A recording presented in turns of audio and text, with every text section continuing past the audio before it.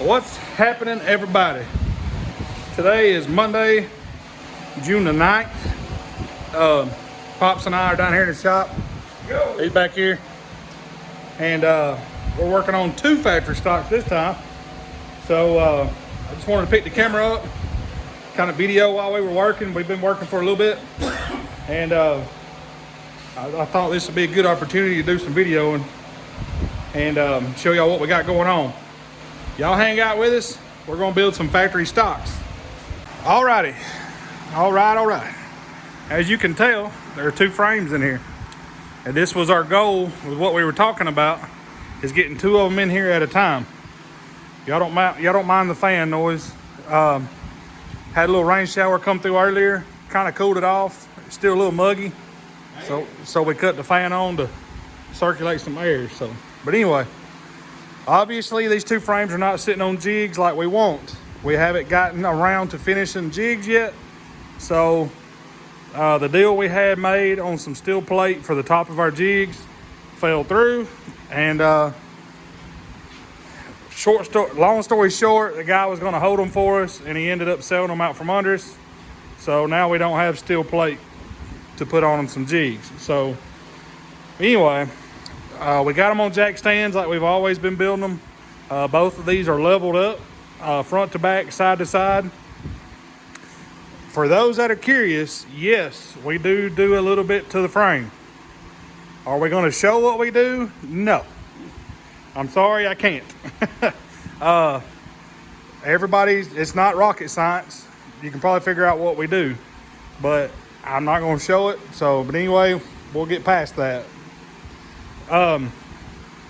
Pops and I right now, what got us to this point was, y'all know that's the frame that was sitting outside that Logan Hicks brought for number 16. This is the frame for number 15 going to Kevin Whaley.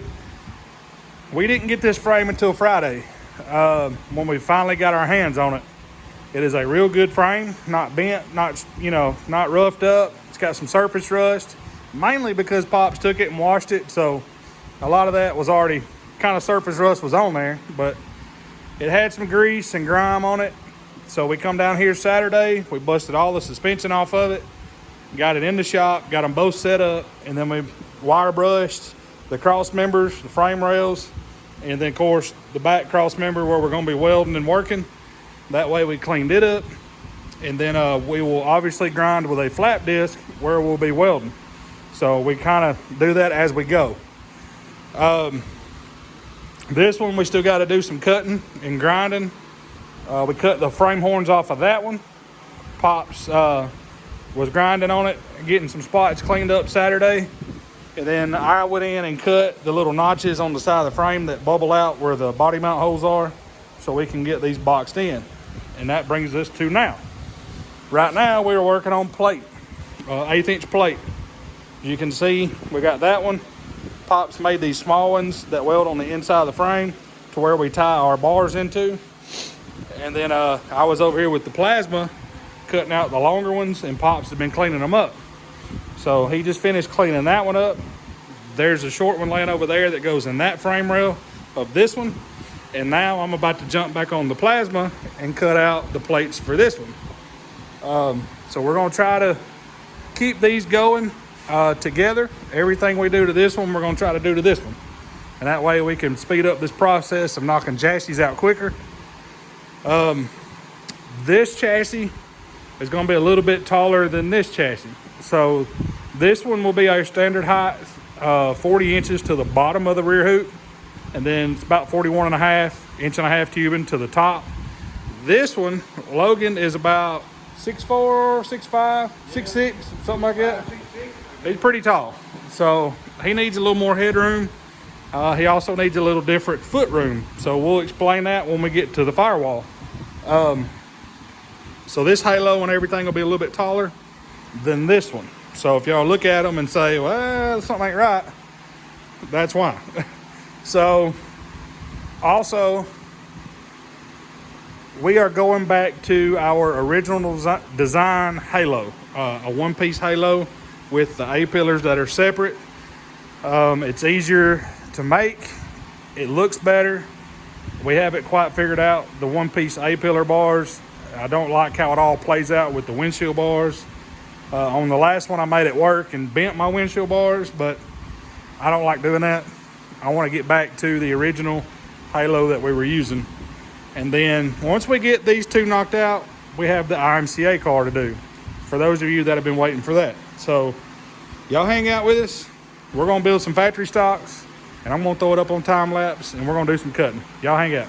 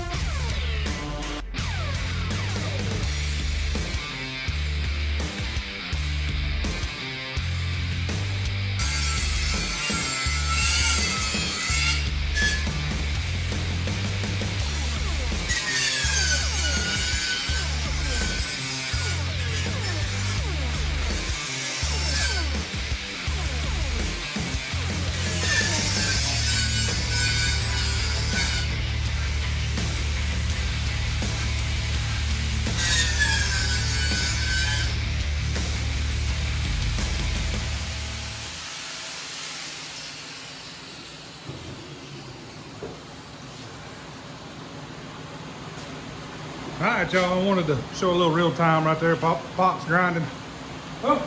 Cleaning up my pieces. Obviously in the time lapse, you can see that I was welding. Let me back this thing up here. I was getting all the plates welded in. So I got, all inside box and the frame rails, and then the plates welded in the inside. And then I tacked on the frame horn plates on this chassis, on this frame here. While I was doing that, obviously Pop's cleaning up those plates. Camera is unlevel. There we go. While I was doing that, Pops was over here. You can see it shiny in those frame rails. He was cleaning where I weld in the frame rails. So he got this one all cleaned up, and he was cleaning the plates for this one. So now he's got the small plates for the inside of the frame right here. So I'll go ahead and jump on this one now and get it welded. And that way they'll be boxed up. And we can start slinging some tubing soon. We still got a couple more things we need to do to the frames themselves. There's a lot of prep that goes into these frames. And I know there's guys out there that put 12, 14 hours into these frames. And we could do that, but to be honest with you, it's a factory stock, and when you start running up labor, you start running up costs. And we would love to use a Speedway frame because it would be so much cleaner and nicer, and you could build a really nice chassis. And we may do it in the future. We're going to offer that, but obviously the price would reflect that. Those frames are $2,300, so it's not feasible in a factory stock class, which, I get it. These aren't factory stocks anymore. They're getting to be like street stocks. But you got to evolve with the times. I'm going to back this up, and I'm going to leave it on real time for a little bit while Pops is grinding and cleaning and while I'm welding. Y'all hang out. May be a little noisy.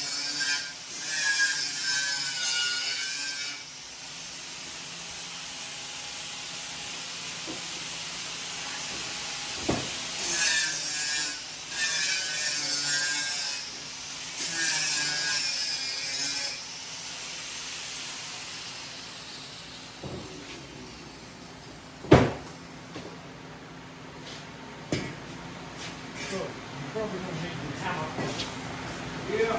I don't know if y'all see me using that hammer on that frame rail. The bottom of the rail gets bent up from like jacking up a car or bottoming the car out. So what's that bad on them big jobs?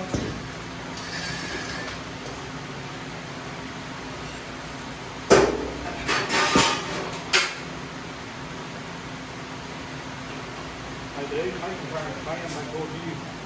Oh, I'm fine. It's just humid. I don't care what fan is going on there tonight. Alright. Got a barn, Mama. Can you talk ground over here? Yeah, work, brother. Yeah, it might work a little better. Thanks, sir.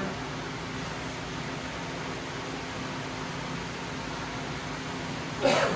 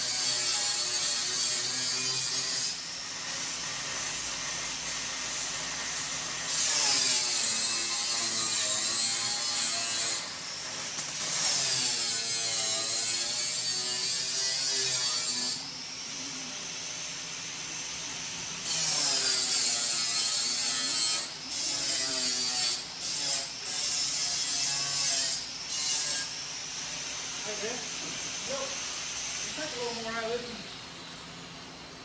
Yeah. Yeah, a little more to it. Yeah, a little more cut out. Got a bigger lump out.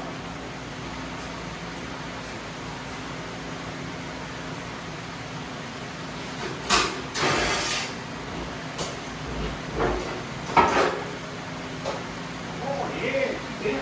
Hang on a little bit. Get up a little bit. Just squeeze it. Yeah. Let me get big grip from you. Bender bomb.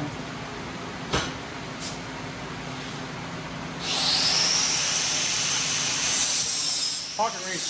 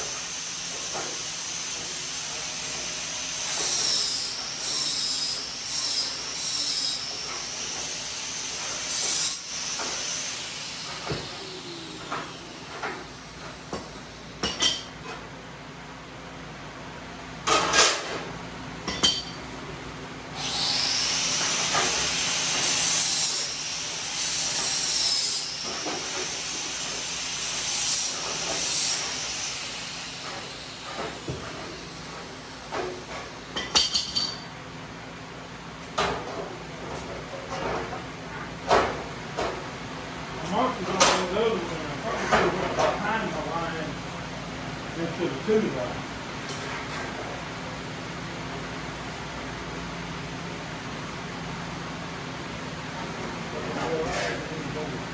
Yeah.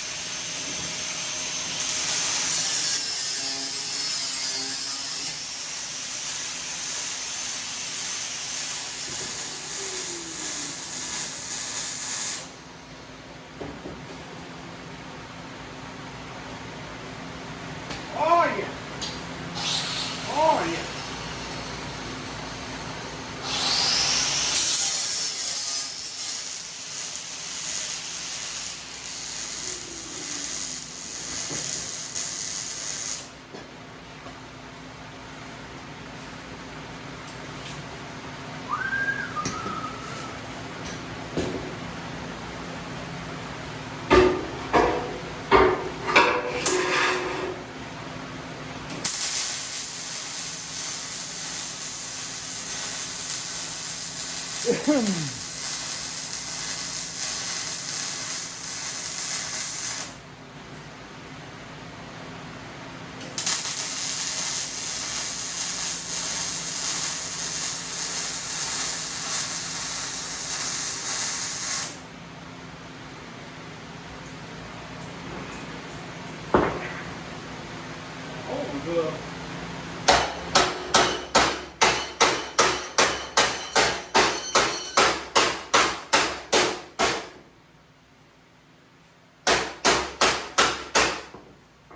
Y'all seen me roll that down just a minute ago with that big crescent wrench.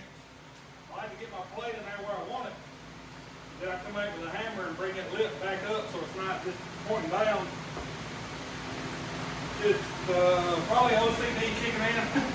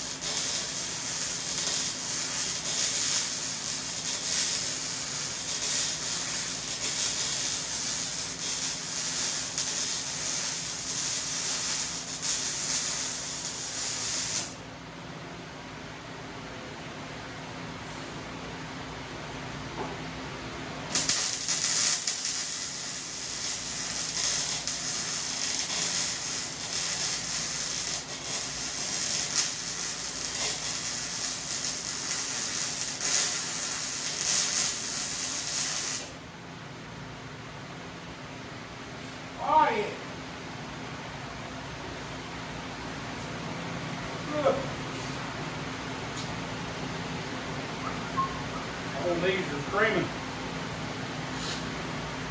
Yep. Oh. I knew that video would get too long. Get too long. Just rolling around on the floor.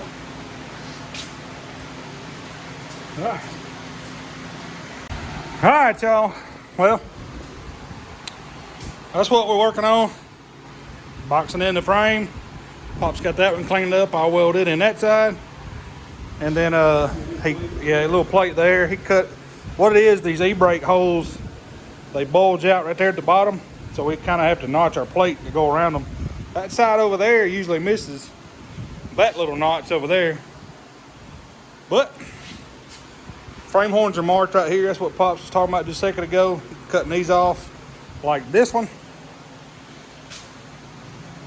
So y'all know we do that square tube out. So looks a little bit cleaner and a little bit easier to repair if it ever gets bent. So that's where we're at.